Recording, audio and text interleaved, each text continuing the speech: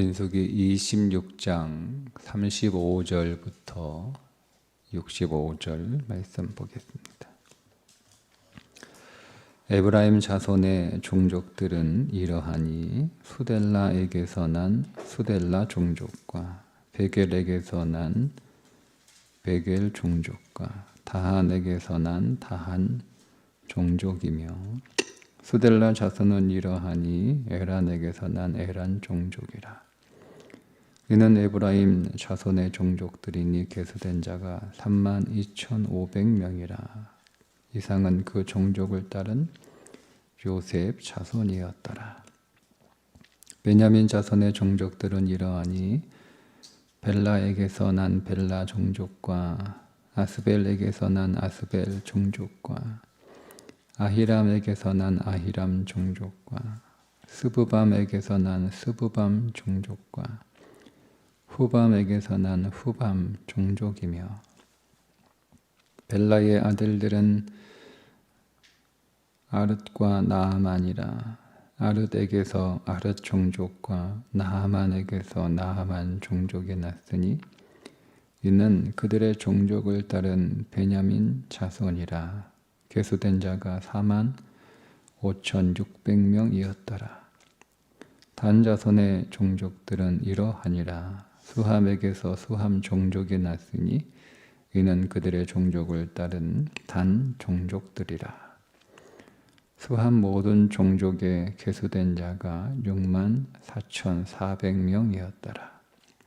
아셀 자손의 종족들은 이러하니 임나에게서 난 임나 종족과 이스위에게서 난 이스위 종족과 부리아에게서 난 부리아 종족이며 부리아의 자손 중 헤벨에게서 난 헤벨 종족과 말기엘에게서 난 말기엘 종족이며 아셀의 딸의 이름은 세라라. 이는 아셀 자손의 종족들이니 계수된 자가 53,400명이었더라. 납달리 자손은 그들의 종족대로 이러하니 야셀에게서 난 야셀 종족과 구니에게서 난 구니 종족과 예셀에게서 난 예셀 종족과 실렘에게서 난 실렘 종족이라. 이는 그들의 종족을 따른 납달리 종족들이니 계수된 자가 45,400명이었더라. 이스라엘 자손의 계수된 자가 60만 1,730명이었더라. 여호와께서 모세에게 말씀하여 이르시되 이 명수대로 땅을 나눠 주어 기업을 삼게 하라. 수가 많은 자에게는 기업을 많이 줄 것이요 수가 적은 자에게는 기업을 적게 줄 것이니 그들이 계수된 수대로 각기 기업을 주되 오직 그 땅을 제비 뽑아 나누어 그들의 조상 지파의 이름을 따라 얻게 할지니라. 그 다소를 막론하고 그들의 기업을 제비 뽑아 나눌지니라. 레위인으로 계수된 자들의 종족들은 이러하니 게르손에게서 난 게르손 종족과 고핫에게서 난 고핫 종족과 무라리에게서 난 무라리 종족이며 레위 종족들은 이러하니 림니 종족과 헤브론 종족과 말리 종족과 무시 종족과 고라 종족이라. 고핫은 아브람을 낳았으며 아므람의 처의 이름은 요게벳이니 레위의 딸이요 애굽에서 레위에게서 난 자라. 그가 아므람에게서 아론과 모세와 그의 누이 미리암을 낳았고 아론에게서는 나답과 아비후와 엘르아살과 이다말이 났더니 나답과 아비후는 다른 분을 여호와 앞에 드리다가 죽었더라. 1개월 이상으로 계수된 레위인의 모든 남자는 23,000명이었더라. 그들은 이스라엘 자손 중 계수에 들지 아니하였으니 이는 이스라엘 자손 중에서 그들에게 준 기업이 없음이었더라. 이는 모세와 제사장 엘르아살이 계수한 자라. 그들이 여리고 맞은편 요단가 모압 평지에서 이스라엘 자손을 계수한 중에는 모세와 제사장 아론이 시내 광야에서 계수한 이스라엘 자손은 한 사람도 들지 못하였으니 이는 여호와께서 그들에게 대하여 말씀하시기를 그들이 반드시 광야에서 죽으리라 하셨습니다. 이러므로 여분네의 아들 갈렙과 눈의 아들 여호수아 외에는 한 사람도 남지 아니하였더라. 아멘.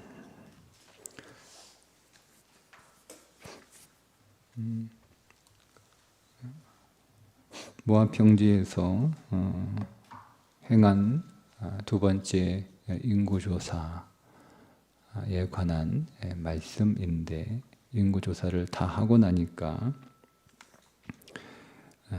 60만 1730명이었더라.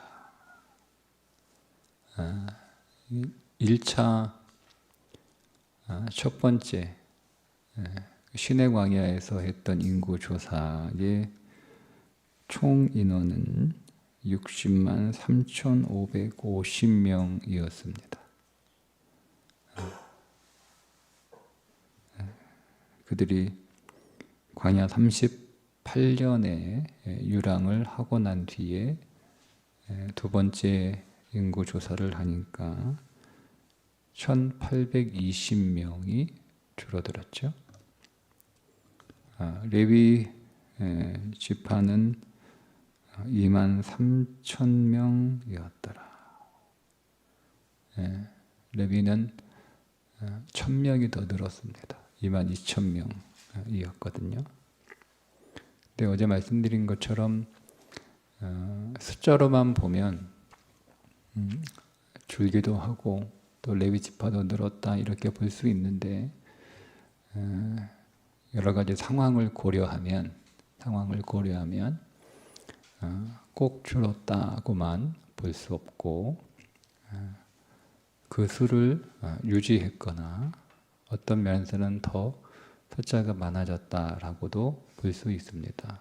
오늘 말씀 마지막에 시내 광야에서 모세와 아론이 계수했던 20세 이상의 사람은 한 사람도, 여호수아와 갈렙을 제외하고 한 사람도 남아있지 않았다, 이렇게 말씀하잖아요. 그들은 광야에서 다 죽었습니다. 하나님께서 말씀하신 대로 그대로 다 이루어 주었습니다. 그러니까 그들이 다 죽었어요. 20세 이상의 싸움에 나갈 만한 자 60만 3,550명, 여기에 여호수아와 갈렙이 포함되었을 테니까 두 명을 제외하고는 광야에서 다 죽고, 이제 새로 20세 이상 군대에 나갈 만한 자들을 계수하니까, 그런데 처음에 숫자가 그렇게 크게 달라지지 않았다라는 거죠. 하나님께서 말씀하신 대로 다 이루어졌을 뿐만 아니라 하나님이 약속하신 대로 그들은 하나님의 보호 안에서 지난 38년 동안 잘 안전하게 38년을 보냈다 하는 것을 우리가 알 수가 있습니다. 그런데 첫 번째 그 시내 광야에서 그 인구조사 할 때는 군대를 조직하는 것이 더 초점이었다면, 이 모압 평지에서 행한 두 번째 인구조사의 초점은 가나안 땅을 기업으로 분배하는 데 더 초점이 있습니다.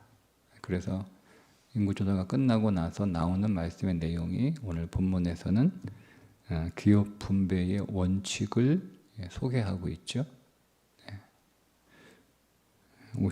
2절에 보면 여호와께서 모세에게 말씀하여 이르시되 이 명수대로 땅을 나눠주어 기업을 삼게 하라.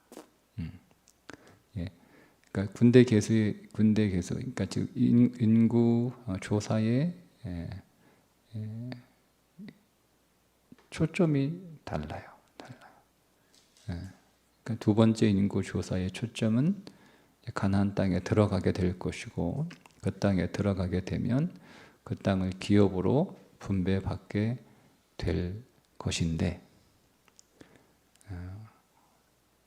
각 지파, 각 종족들의 인원수에 따라 많은 사람들은 많은 땅을, 적은 사람들은 적은 땅을, 수가 많은 자에게는 기업을 많이 줄 것이요 수가 적은 자에게는 기업을 적게 줄 것이니 그들이 계수된 수대로 각기 기업을 주되, 이렇게 말씀하고 있으니까 조금 이 두 번째 인구조사의 강조점이 다른 데 있다는 것을 우리가 확인할 수가 있습니다. 자, 그러면 53절에 이 명수대로 땅을 나눠주어, 이 나눠준다라고 하는 것은 이게 법률적 용어거든요. 법적 소유물을 배당한다는 뜻이에요. 그러니까 가나안 땅을 하나님께서 이스라엘 백성들에게 기업으로 분배해 주시는데, 그것은 법적 소유물로, 그러니까 이스라엘 백성들이 이방인으로 그 땅을 들어가서 차지하는, 땅을 빼앗는 것이 아니라 그 땅의 원래 주인이 누구라는 거예요? 이스라엘. 400년 전에 그 땅의 주인은 이스라엘이었잖아요. 그 땅 그들이 애굽에 내려가 흉년으로 살다가 400년이라는 시간이 지났고, 그 사이에 다른 사람들이 그 비어있는 땅에 들어와서 살고 있는 거예요. 그러니까 그 땅은 남의 것을 빼앗는 것이 아니라, 정복이라고 하는 것이 남의 것을 빼앗는 것이 아니라 내 것을 되찾아오는 거예요. 그게 원래 내 거였는데. 여러분, 이게 그리스도인의 믿음의 삶의 어떤 모습이라는 거죠. 우리는 남의 것을 빼앗는 경쟁하는 삶이 아니라 내게 주신 것을 내가 차지하는 거예요. 내게 주신 것을. 하나님이 내게 주신 나의 삶이 있어요. 하나님이 내게 주신 나의 삶은 어떤 삶일까요? 하나님의 자녀로서의 삶이거든요. 근데 그 삶을 오늘 우리가 잃어버린 거예요. 그 삶을 성경에서는 에덴에서 그들이 타락하기 이전에 살았던 그 삶이에요. 그 삶을 우리가 잃어버린 거예요. 그 삶이 어떤 겁니까? 하나님과 교제하고, 또 그 하나님과 교제 안에서 그 에덴을 풍성하게 잘 다스리고 통치하면서 살아가는 삶이에요. 그 하나님으로부터 생명을 받아 그 생명을 나누어 주는, 그 생명이 풍성한 삶을 살아가는 것이 원래 오늘 우리가 살아갈 삶이죠. 그 에덴은 우리의 것이었고, 근데 죄로 인하여 우리는 그 땅에서 쫓겨난 거예요. 그러니까 사단이 오늘 우리를 유혹해서 우리를 그 땅에서 쫓겨나게 만든 거잖아요. 그러니까 오늘 우리는 그 삶을 다시 회복하는 거예요. 그게 오늘 우리의 인생에서 정복이고, 그것이 영적인 전쟁이다라고 하는 거예요. 그러니 오늘 우리의 삶 가운데 그리스도인의 삶은 이미 그 안에 그리스도가 오셨잖아요. 에덴 중앙 한가운데 생명나무가 있었던 것처럼 우리의 인생 한가운데 안으로 생명나무이신 그리스도가 오셨어요. 그죠? 그럼 오늘 우리는 에덴이 회복된 거예요. 우리는 에덴이 회복된 거예요. 그러면 에덴이 회복되었다라고 하는 것은 에덴에서의 삶이 회복되는 건데, 우리는 이제 그 삶을 우리 안에서 회복하기 위해, 다시 그 삶을 회복하기 위해서 살아가는 것이 오늘 이 땅에서 그리스도인들이 살아갈 신앙의 삶이죠.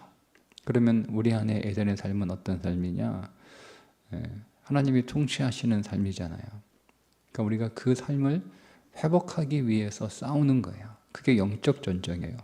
그러니까 우리가 영적 전쟁을 너무 이렇게 치우쳐서 이해를 하면 마치 무슨 귀신들하고 싸우는 것처럼 그렇게 너무 한쪽으로 이렇게 기울어질 수 있는데, 영적 전쟁의 본질은 우리 안에 에덴이 회복되었기 때문에 그 에덴의 삶을 우리 안에서 이루어내는 것, 그것이 영적 전쟁이에요. 그런데 여러분, 우리 안에 에덴이 세워지지 못하도록 많은 방해들이 있잖아요. 그게 사건이기도 하고, 그게 사람이기도 하고, 그것이 죄이기도 하고. 물론 이제 우리 안에 있는 죄가, 잘 보세요. 우리 안에 있는 죄가 우리 밖에서 일어나는 사건에 반응을 합니다.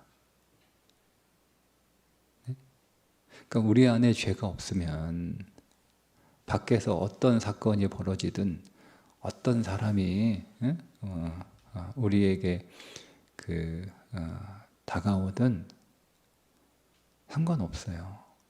왜냐하면 내 안에 죄가 없으니까 반응을 하지 않잖아요. 그러니까 죄라고 하는 것은 우리 안에 있는 죄성이 내 밖에서 일어나는 어떤 사건, 환경에 일으키는 사건, 사람에 일으키는 사건, 그 사건에 반응하거든요. 반응하는 거거든요. 그게 우리의 인생 안에 불행이에요. 그러니까 내가 어떻게 반응하느냐, 내게 주어진, 내게 일어난 사건, 또 환경의 사건, 상황의 사건, 사람의 사건, 그 사건에서 내가 어떻게 반응하느냐에 따라 그것이 내게 행복이 되기도 하고 내게 불행이 되기도 하는데, 내 안에 있는 죄가 반응하면 그건 우리는 불행이 되는 거예요. 그게 사망의 사건이 일어나는 거예요. 그게 사망의 사건이 되고 사망을 주는 사람이 되는 거예요. 그런데 우리 안에 있는 죄가 반응하는 게 아니죠. 우리 안에 계신 그리스도가 반응하는 거예요.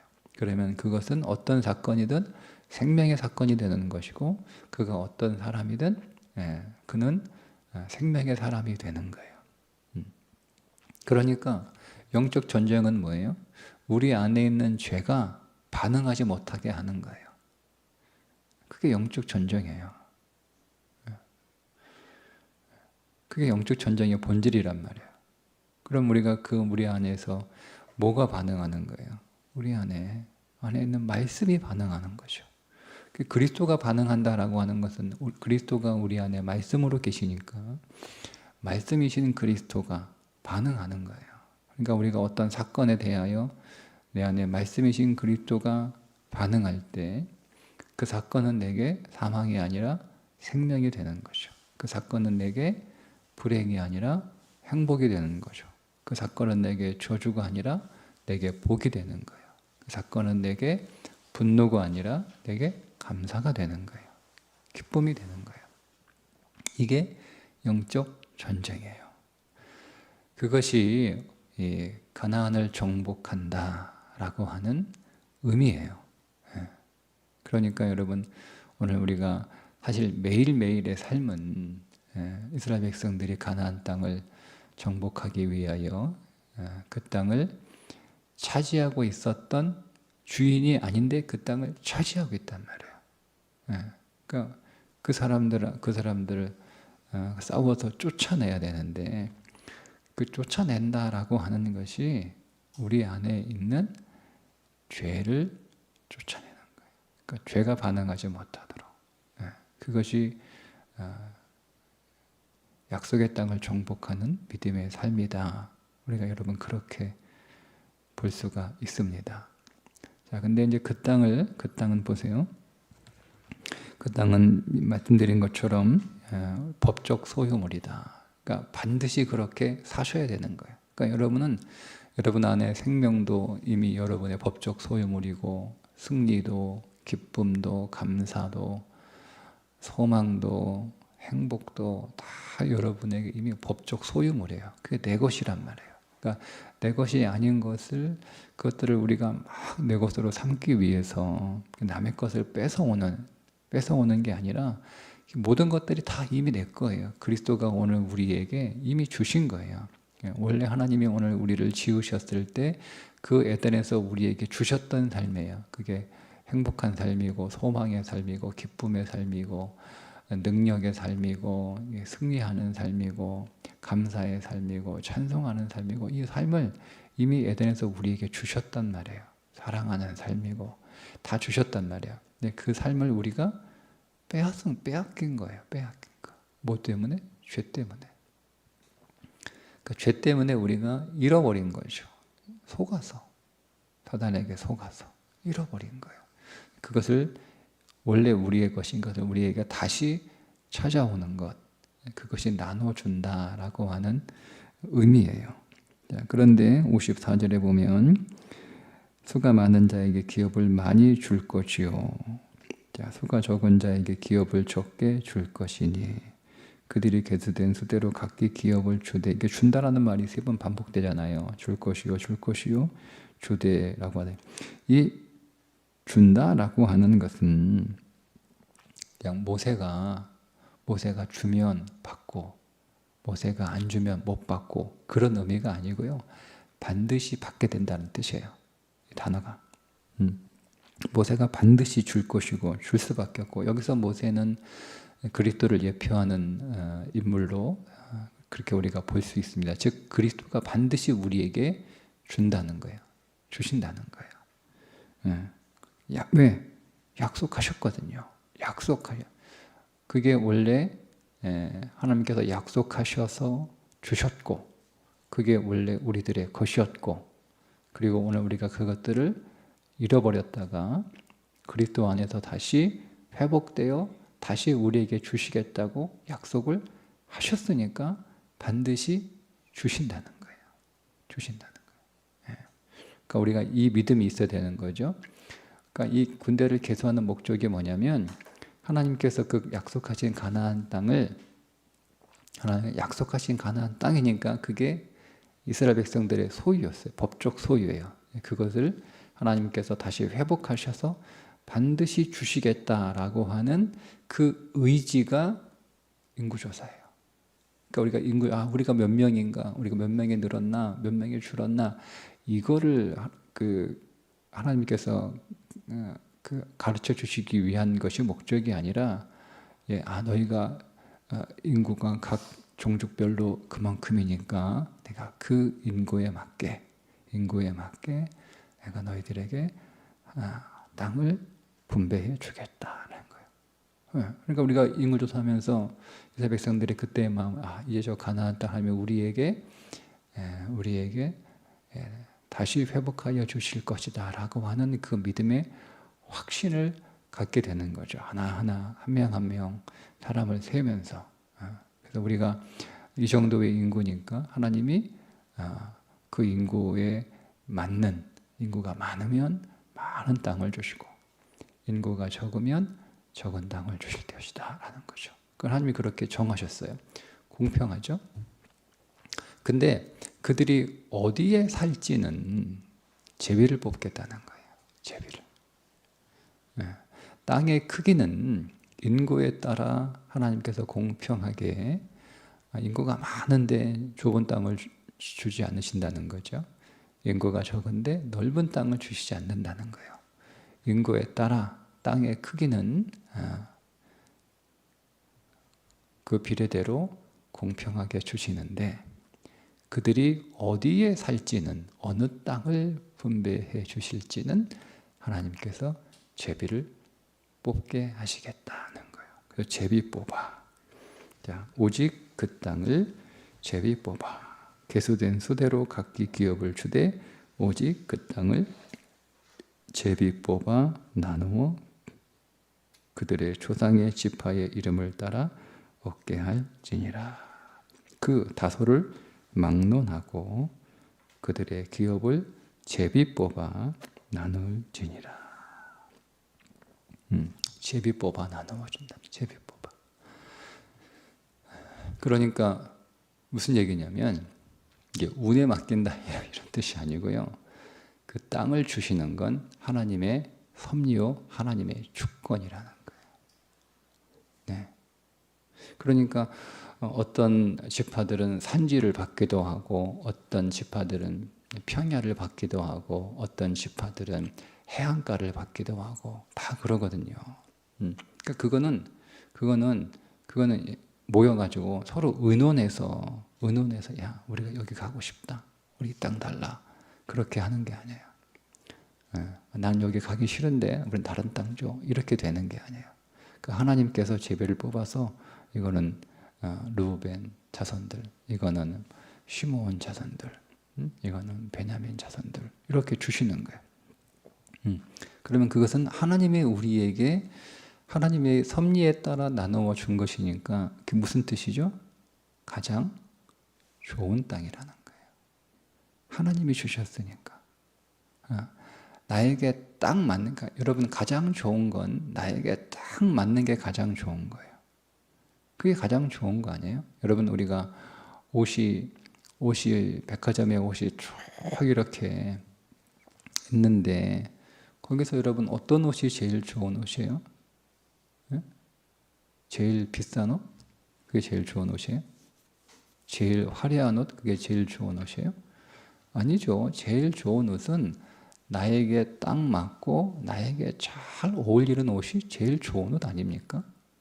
아무리 비싼 옷이라 할지라도 그 비싼 옷을 내가 입었는데 내 몸에 안 맞아요.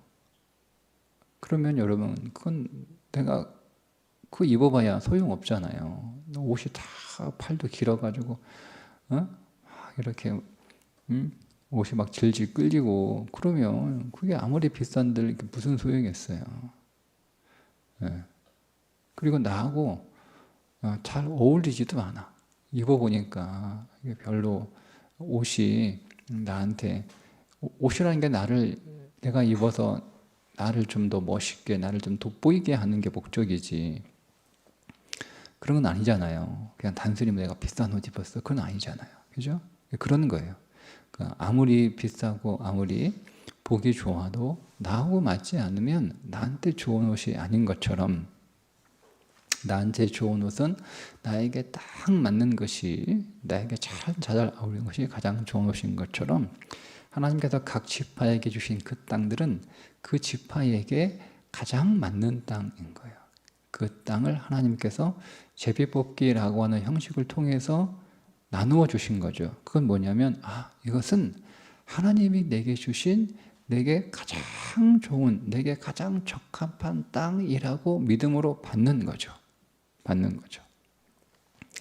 여러분, 오늘 우리가 이 내용을 우리 가운데 적용하면, 오늘 우리에게 주어진 우리의 삶은 우연히 우리에게 주어진 삶이 아니라 하나님께서 내게 가장 적합한 것으로 당신의 주권을 통하여 내게 허락하신 삶이라는 거예요. 우리가 이것을 믿음으로 볼 때 우리 안에 감사가 있는 거죠. 감사가. 근데 우리가 여러분 이것을 믿음으로 보지 못하면 어떻게 되는 거예요? 불평이 나오는 거예요. 그게 단지파입니다. 단지파, 이 12지파 가운데 유일하게 단지파만 그 땅을 불평해서 하나님이 주신 땅을 분배받지 않고 자기들이 임의로 자기들의 보기에 좋은 땅을 차지합니다. 그 어떻게 됐죠? 단지파 사라집니다. 단지파가 어느 순간 사라집니다. 단지파 없어져요. 그러니까 하나님이 주신 것이 별로였어요. 그래서 자기들이 보기에 좋다고 여겨지는 곳에 갔어요.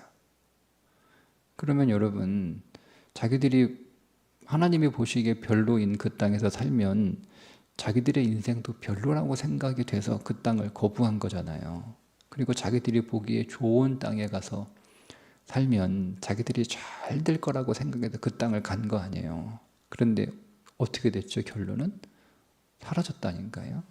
단지파가 아예 없어졌어요. 어느 순간. 그러니까 좀 심하게 얘기하면 단지파 망해버린 거예요. 망해도 완전히 사라지는 수준으로 완전히 망해버린 거예요. 그러니까 여러분, 내가 보기에 좋은 게 아니고 내가 보기에 나쁜 게 아니라는 거예요. 하나님께서 내게 주신 이 삶은 그리스도인들은 믿음 안에서 하나님이 내게 주신 가장 적합한 삶이라는 거예요. 그것을 알고 우리가 기쁨으로 감사하고 우리가 그것을 어떻게 반응하는 거죠? 믿음으로 반응하는 거예요. 믿음으로. 근데 다는 믿음으로 반응한 게 아니죠. 자기들의 욕망으로, 죄로 반응을 한 거예요. 그러니까 사망이 결과로 찾아오잖아요. 그러니까 오늘 우리의 삶은 그 자체가 사망도 생명도 아니에요. 그 자체가. 아니, 엄밀하게 따지면 다 생명이죠. 그러나 오늘 우리가 그것을 야, 이건 좋다, 이건 나쁘다, 여러분 이렇게 없어요. 예. 그것은 내게 좋을 수도 있고 내게 나쁠 수도 있어요. 어떻게? 내가 내 안에 있는 무엇이 반응하느냐에 따라 달라지는 거예요. 여러분 안에 있는 죄가 반응하면 그것은 아무리 좋은 것이라 할지라도 결국 여러분에게 나쁜 것이 됩니다. 여러분 안에 있는 믿음이 반응하면, 즉 그리스도가 말씀이 반응하면 그것이 아무리 나빠 보여도 사실은 여러분에게 제일 좋은 것입니다. 그게 오늘 우리가 인생을 살아가는 믿음의 태도예요. 그런데 오늘 우리는 어리석어서 우리가 신약의 그 개념으로 보면 눈먼 자들이라 보지 못하는 거죠. 그냥 보이는 대로 보는 거예요. 좋아 보이니까 좋은 줄 알아요. 나빠 보이니까 나쁜 줄 알아요. 그러니까 우리가 이것을 어떻게 육신으로 대하잖아요. 좋은 것, 좋아 보이니까 우리 안에 있는 육신으로, 그게 육신으로 본다는 뜻이거든요. 좋아 보인다라고 하는 게. 나빠 보인다는 게 육신으로 본다는 거예요. 그러니까 육신으로 반응하는, 육신은 죄잖아요. 육신은 사망이잖아요. 그러니까 그 육신으로 자꾸 반응하니까 결국 얻어지는 건 결과가 사망인 거예요. 사망. 그러니까 믿음으로 반응하셔야 됩니다. 오늘 우리에게 주어진 이 하루의 삶, 그것이 우리 눈에 어떻게, 우리의 육신의 눈에 어떻게 보이는지는 그것은 우리가 잘못 보고 있는 것이다.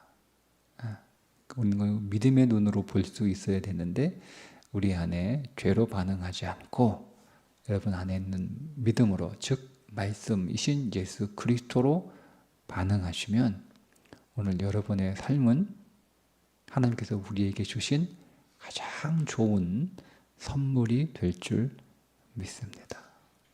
오늘도 이 믿음 안에서 말씀으로